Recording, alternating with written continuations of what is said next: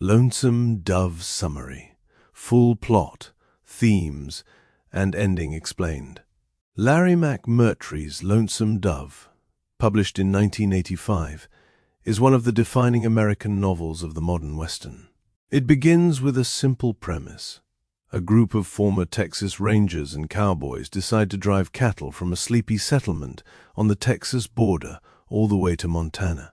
What makes it endure is not just the scale of that journey, but the human weight McMurtry gives to every mile of it. At the center of the novel are two old partners, Woodrow and Augustus McCrae, men bound by years of danger, habit, and loyalty, yet divided by temperament and by what each thinks a life is for. Around them gathers a larger world of restless drifters, young men looking for purpose, women trying to survive male promises, and people discovering that the West offers as much loss as freedom. The tension that drives the story is larger than whether the cattle drive succeeds. It is whether these characters can outrun regret, loneliness, and the lives they have already made for themselves. Full plot summary. Spoilers start here. Opening situation and inciting incident.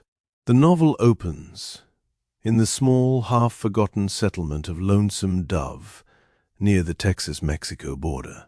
The place is rough, hot, and barely civilized. It is home to the Hat Creek Cattle Company, run by two retired Texas Rangers, Woodrow and Augustus McCrae. Once they were feared and admired lawmen. Now they live in a dusty corner of the frontier, keeping a modest herd, arguing, reminiscing, and filling time in different ways. Cole is disciplined, hard, silent, and relentless. He works as though labor itself is a moral law. Gus is his opposite in manner, though not in courage. Gus is talkative, witty, and lazy by comparison. Fond of drink, women, and conversation, yet still dangerous when danger comes. The contrast between them gives the novel much of its energy. Cole believes in duty and motion. Gus believes in pleasure, irony, and the value of understanding how little control most people really have. The rest of the Hat Creek outfit is also carefully established. Joshua Dietz, one of their oldest companions, is steady, capable, observant, and deeply loyal. P.I. Parker is dependable, brave, and plain. Newt Dobbs is a young hand, eager to prove himself and hungry for recognition, especially from Cole. Though Cole never openly says so, nearly everyone assumes that Newt is Cole's son by Maggie, a dead prostitute. Newt knows the rumor and lives in the shadow of it. He wants from Cole what he is least likely to receive: simple acknowledgement. Life in Lonesome Dove is stagnant until Jake Spoon rides in. Jake is another former ranger, charming, irresponsible, and unreliable in ways his friends understand immediately. He has been away for years. He returns with stories and with trouble. He is fleeing the law after accidentally killing a man in Fort Smith, Arkansas. The dead man's brother is the local sheriff, July Johnson. Jake also brings something else, a vision of Montana. He talks of open country, rich grass, untouched land, and the possibility of building something grand there. To most men, it sounds like a fantasy. To Cole, it sounds like purpose. He is already restless in retirement, unable to accept a diminished life. Jake's stories ignite him. Cole decides they should gather cattle and drive them north, beyond the settled routes, to start a ranch in Montana. At first, the plan seems excessive, even by frontier standards. It is long, dangerous, expensive, and uncertain. Gus resists because he sees the absurdity in all grand schemes, but he is also tempted. The journey north would put him closer to Clara, the great love of his life, a woman he never married and never forgot. That possibility matters more to him than cattle or ambition. Once Gus agrees, the drive becomes real. The outfit begins preparing. They steal cattle from Mexico, assemble horses, and recruit cowboys. Among those drawn into this orbit is Lorena Wood, the local prostitute who dreams of escaping her life. She attaches her hopes to Jake Spoon because he is charming, and because he talks about cities, especially San Francisco, as if a different life could be reached by simply riding far enough. Jake encourages her, without much seriousness. Lorena mistakes his easy talk for commitment. Meanwhile, in Arkansas, July Johnson begins his pursuit of Jake. July is young, decent, and earnest, but not yet hardened. His marriage to Elmira is already strained. Elmira is cold, dissatisfied, and detached from him. While July goes after Jake, Elmira leaves to search for D-Boot, an old lover and the father of her child. July's personal life breaks open at the same time his public duty begins. This early part of the novel sets multiple journeys into motion at once. Cole and Gus head toward Montana. Jake tries to drift free of consequences.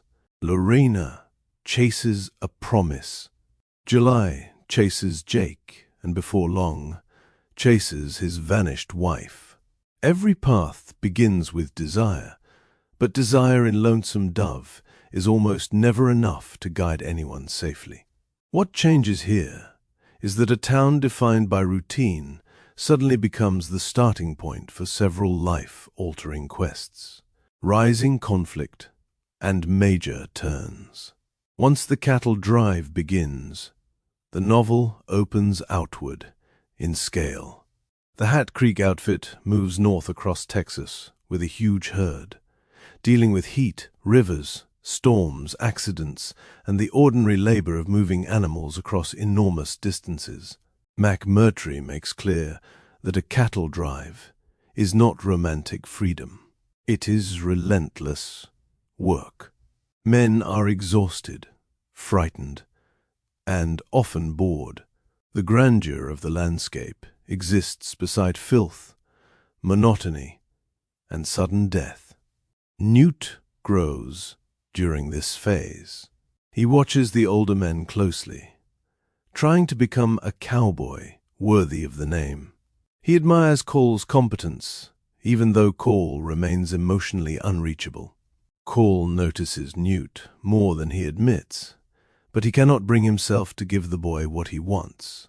That silence becomes one of the novel's deepest emotional wounds. Jake does not fully commit to the drive. He falls into an idle attachment with Lorena, then drifts away from responsibility as soon as effort or sacrifice is required. Lorena had imagined Jake as a way out of degradation.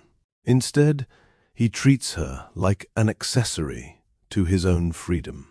Her situation becomes more dangerous because she has trusted the wrong man. At the same time, July Johnson's pursuit grows stranger and sadder. He leaves Fort Smith with his young stepson Joe and eventually crosses paths with all kinds of frontier hardship. July is not built like Cole or Gus. He is conscientious rather than heroic, but he keeps moving because duty and confusion both push him forward. Back in Arkansas, his deputy Roscoe Brown is left in charge. Roscoe is timid and overwhelmed. When he later goes in search of July, his own journey becomes a chain of accidents, fear, and absurdity that still leads into tragedy. One of the most important turns comes when Jake abandons Lorena. He grows tired of the burden she places on him and slips away to gamble and wander. Lorena, now isolated and exposed, is abducted by Blue Duck, a terrifying outlaw and former enemy of the Rangers. Blue Duck is one of the novel's most chilling figures, because he represents predation without glamour. He is not an adventurous villain. He is cruel, patient, and empty of remorse. Lorena's capture changes the emotional tone of the novel. The West is no longer merely hard. It is intimate in its brutality. Gus goes after her. He is motivated by decency, by protectiveness, and by the fact that he understands Lorena's vulnerability more clearly than Jake ever did. During the pursuit, Gus crosses paths with July Johnson. Their meeting joins two narrative lines that have been moving separately across the frontier. The rescue itself is costly. Gus and July attack Blue Duck's camp and recover Lorena, but not before more damage is done. Blue Duck escapes. Roscoe, Joe, and Janie are killed. July, who had already been a man adrift inside his own life, is left even more hollowed out by grief. His pursuit no longer feels like a simple lawman's duty. It becomes part of a larger pattern in which almost every attempt to set life right arrives too late. Lorena survives, but survival is not restoration. She returns traumatized, frightened, and unable to resume life as before. McMurtry does not reduce her suffering to a convenient plot device. Lorena becomes withdrawn and distrustful, and she clings to Gus because Gus has become the one man associated with safety rather than use. Their bond is tender, but uneven. Gus feels affection and pity. Lorena wants security and perhaps something more stable than the life she has known. Yet Gus is still emotionally tied to Clara, and his deepest loyalties lie elsewhere. The drive continues north into Nebraska. This phase brings one of the novel's most emotionally revealing episodes, Gus's reunion with Clara. Clara is no fantasy when Gus finally reaches her. She is strong, intelligent, wounded by life, and fully aware of Gus's limitations. She knows he loved her, but she also knows love without commitment is not enough. Clara has built a life through endurance rather than romance. Her husband is gone. Her burdens are real, and she sees Gus with both old feelings and sharp judgment. Their scenes together expose what has been hidden beneath Gus's charm. He is lovable, perceptive, and brave, but he is also a man who let life happen rather than choosing fully. Clara tells him hard truths. She also sees more clearly than anyone the damage Cole does through emotional refusal, especially in relation to Newt. Clara understands that strength without tenderness can become its own form of cruelty. Lorena, meanwhile, begins to shift away from Jake's illusion and toward Clara's example. Clara offers the kind of female authority and realism Lorena has never known. In Clara's household, Lorena glimpses a different model of survival, one built not on male rescue or fantasy, but on competence, self-possession, and hard-earned dignity. After Nebraska, the journey grows harsher. The company pushes farther into dangerous country. Several men die over the course of the drive, some in accidents, some through violence. One of the most devastating losses is Dietz. When horses are stolen by native men, Dietz goes in pursuit with the others. He has always been the quiet center of competence in the outfit, a man whose loyalty has been taken for granted because it is so constant. He is killed during the chase. Dietz's death lands with immense force, because it strips away any remaining illusion that skill and goodness can protect a person. For Cole, Gus, Newt, and the rest, Dietz has been part of the structure of their lives. His death is not just grief.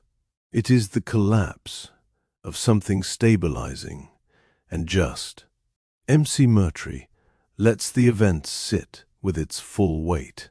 Soon after, Gus tells Newt directly that Cole is his father. It is not a public declaration from Cole himself which matters. Newt receives the truth at a moment when he is already overwhelmed by loss and exhaustion. The information does not transform his life in the way he once imagined, because Cole still will not say it plainly. Even truth can arrive in an incomplete form. The cattle drive presses into Wyoming and then toward Montana. Hardship intensifies. The land is vast, beautiful, and indifferent. Hunger, weather, fatigue, and distance become nearly abstract in their scale. The dream of Montana remains alive, but by now, that dream has consumed lives. It is no longer just ambition. It is a test of what these men are willing to lose in order to keep moving. Near the end of the journey, Gus and P.I. ride ahead and are attacked by hostile warriors. Gus is badly wounded by arrows in the legs. They take shelter in a makeshift position by the river, trapped and exposed. The novel slows into an ordeal. Gus, who has talked so easily for hundreds of pages, now faces the raw physical reality of pain, infection, and mortality. He sends P.I. for help. P.I.'s return journey is almost impossibly brutal. He loses clothing, supplies, and nearly his mind, wandering half dead until he is found. That suffering matters because it shows the depth of loyalty within the outfit. These men are not bound by sentimentality, but by acts of endurance for one another. Cole rides to rescue Gus, but by the time he reaches him, the old structure of partnership is already breaking apart. Gus has been taken to Miles City, where a doctor amputates one leg to save him. The other leg is also infected. The doctor wants to amputate again. Gus refuses. He will not live as an invalid. It is a terrible, stubborn, fully in-character decision. In his final days, Gus settles unfinished matters as best he can. He writes letters. He asks Cole to acknowledge Newt. Most importantly, he makes Cole promise to carry his body back to Texas and bury him in an orchard he remembers. The request is enormous. It is practical madness and emotional truth at once. Gus wants to go home, but more than that, he wants Cole to bear love as duty, openly and physically, all the way across the continent. What changes here is that the cattle drive stops being mainly a test of ambition and becomes a reckoning with death, love, and the cost of emotional silence. Climax, resolution, and final note. The climax of Lonesome Dove is not a single gunfight or showdown in the conventional Western sense. It is the sequence surrounding Gus's death and Cole's response to it. That is where the novel answers its deepest question. The question is not whether the men can reach Montana. They can. The question is whether a life built on action, restraint, and endurance can also make room for tenderness before time runs out. Gus dies after refusing the second amputation. Cole tries, in his own severe way, to save him, but there are limits even to Cole's will. With Gus's death, the novel loses one of its great centers of warmth and irony. For Cole, the loss is devastating, because Gus was the person who gave shape and counterpoint to his entire life. Without Gus, Cole's stoicism is exposed as both admirable and impoverished. The drive itself does technically succeed. The surviving men reach Montana and establish the ranching future that Cole imagined. The land is rich. The original vision was not a lie. Yet achievement no longer feels triumphant. Too many people are gone. Too much human meaning has leaked out of the enterprise. Success exists, but it is hollowed by what it cost. Cole then undertakes the most unforgettable act in the novel. He carries Gus's body all the way back to Texas for burial, honoring the promise exactly. It is an act of loyalty beyond reason, and because it is so grueling, it becomes Cole's truest expression of love. He cannot say what he feels in the ordinary ways of life. He can only prove it through suffering, distance, and obedience to a promise. On the return journey, Cole remains unable to do what Gus wanted most from him. He still cannot fully claim Newt as his son in the simple human terms that matter. He leaves the boy property and tokens of regard, but not the spoken acknowledgement that would heal the wound.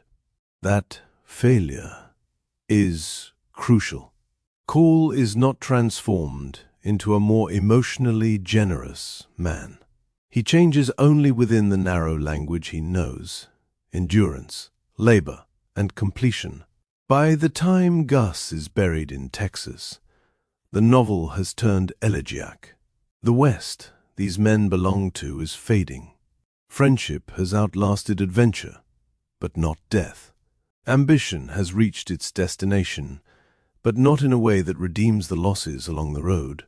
The ending lands on a note of grandeur, mixed with desolation.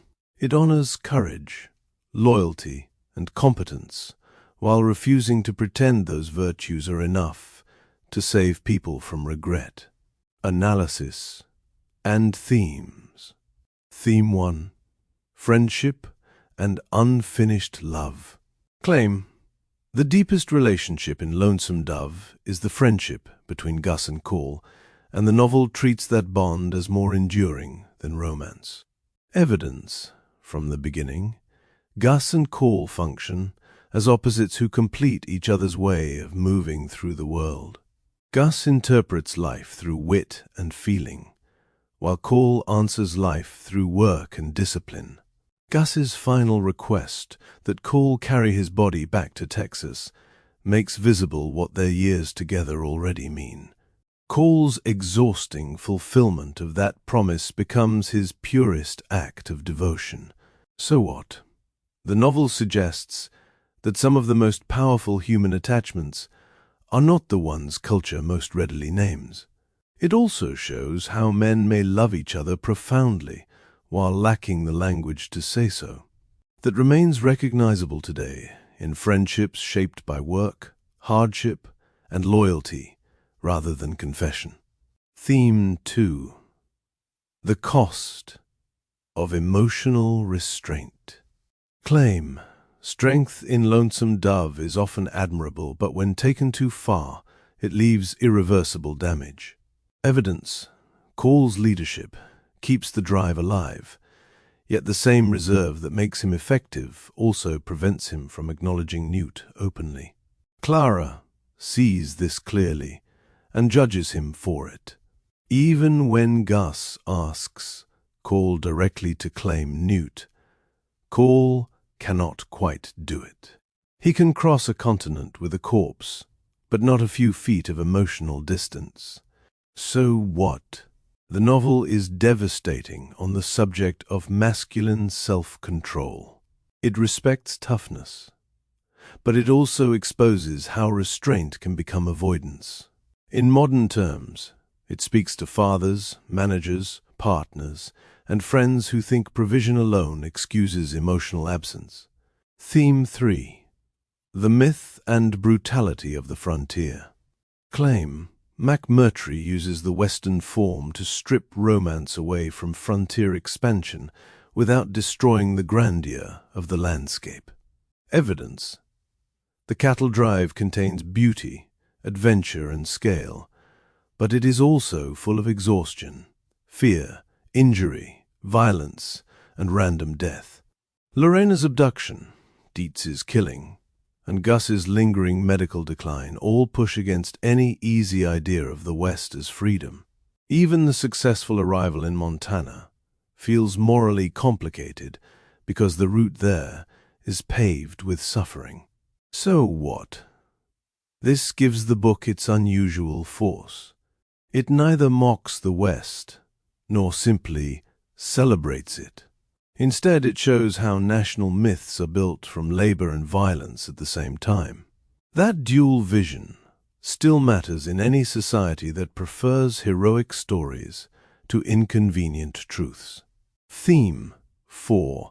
Women, survival, and disillusion. Claim: the novel gives many of its women lives shaped by male decisions, but it also lets them become some of the clearest thinkers in the story. Evidence: Lorena begins as someone trapped by prostitution and fantasy, especially her fantasy of Jake. Her trauma forces a brutal education. Clara, by contrast, has already passed through illusion. She sees Gus lovingly, but without sentimentality, and she understands Cole's failings with unsparing clarity. Elmira offers another version of disillusion, one that curdles into emotional detachment. So what? The women in Lonesome Dove are not decorative figures orbiting male adventure. They reveal the moral consequences of male irresponsibility, self-deception, and silence. The book becomes richer because it measures the Western hero against the people forced to live with his limitations. Character arcs. Protagonist. If the novel has a central protagonist, it is Cole, though McMurtry distributes attention widely. At the start, Cole believes duty, effort, and forward motion are enough to make a life honorable. By the end, he still lives by that code, but the novel has shown its incompleteness. He does not become emotionally fluent. That is part of the tragedy.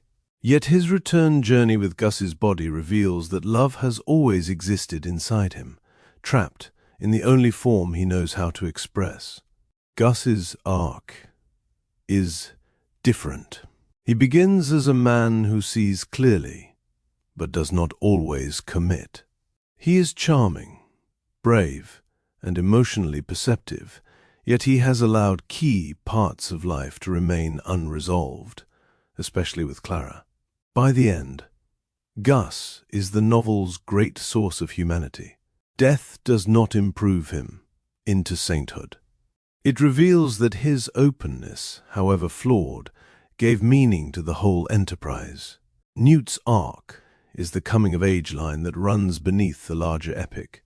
He starts as a boy wanting recognition, and ends as a young man who has learned that adulthood often means receiving less love and certainty than one hoped for. That hardening is one of the novel's quiet sorrows, craft, and structure. One reason Lonesome Dove works so powerfully is its scale. McMurtry gives the novel the breadth of an epic, but he keeps emotional access through short scenes, sharp dialogue, and constant movement between characters.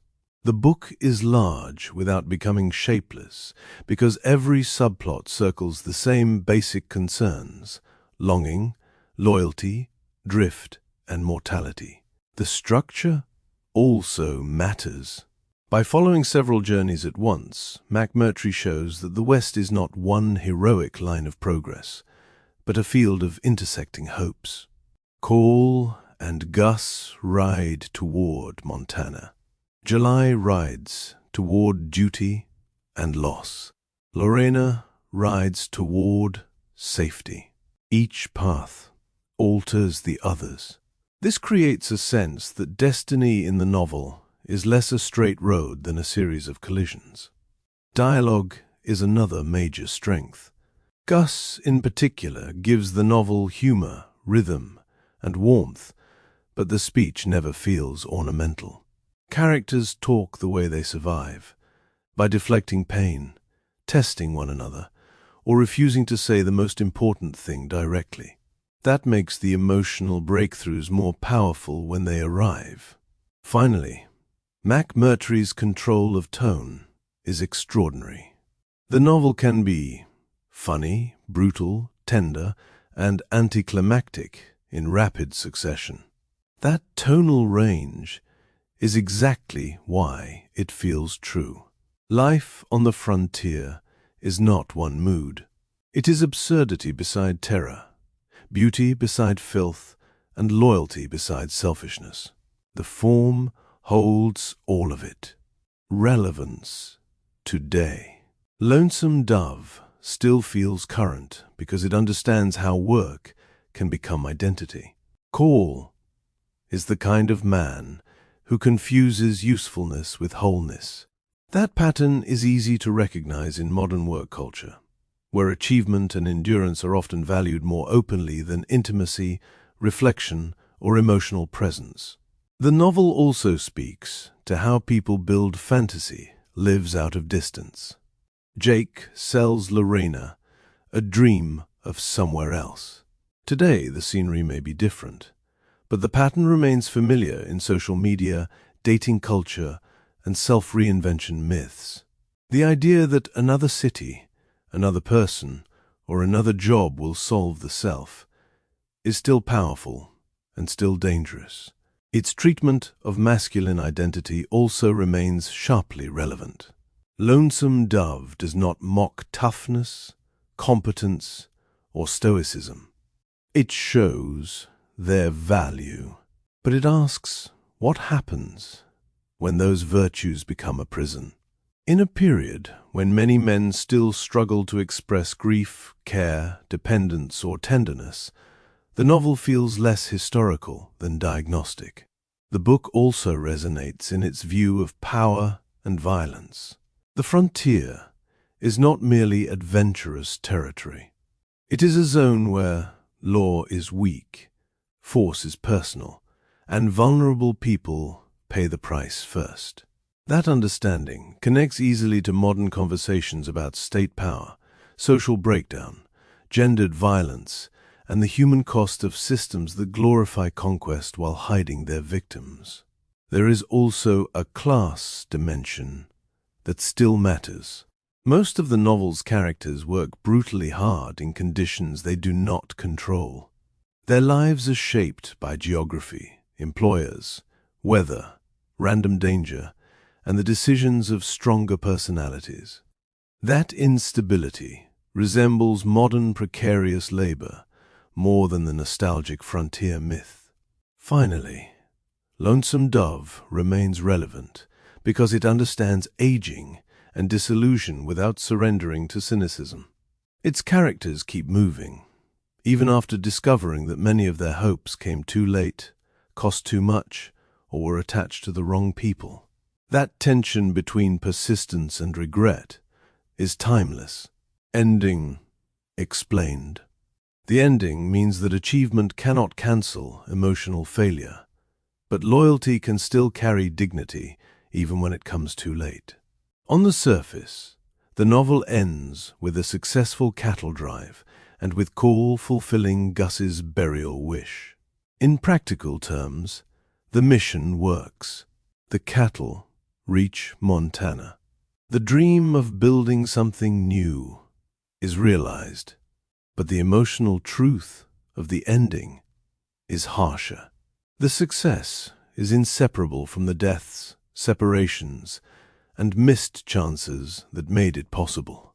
What the novel resolves is the external journey and the bond between Cole and Gus in its final form. Cole proves his love through action by carrying Gus home. What it refuses to resolve is the wound between Call and Newt. Call never becomes the father Newt wanted in any direct way. That refusal is not a loose end. It is the point. Some people do not change enough, even when life gives them every reason to. The final feeling the ending leaves behind is one of grandeur shadowed by loss.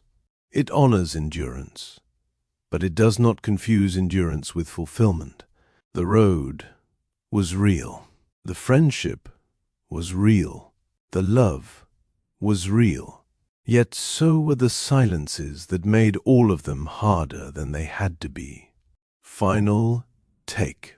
Lonesome Dove lasts because it is much bigger than a Western and much sadder than its frontier premise first suggests. It gives readers adventure, humor, landscape, danger, and unforgettable characters, but it also gives them a mature vision of regret, male friendship, labor, and the things people discover too late about themselves. This is a novel for readers who want immersive storytelling, strong characters, emotional depth, and a long narrative that earns its size. It is especially powerful for readers who like epics with moral weight, rather than simple heroics. Those looking for a fast, conventionally triumphant Western may admire it without fully loving it, because McMurtry is too honest to leave the myth untouched. In the end, Lonesome Dove is about the distance between what a life looks like from the outside and what it costs the people who actually live it.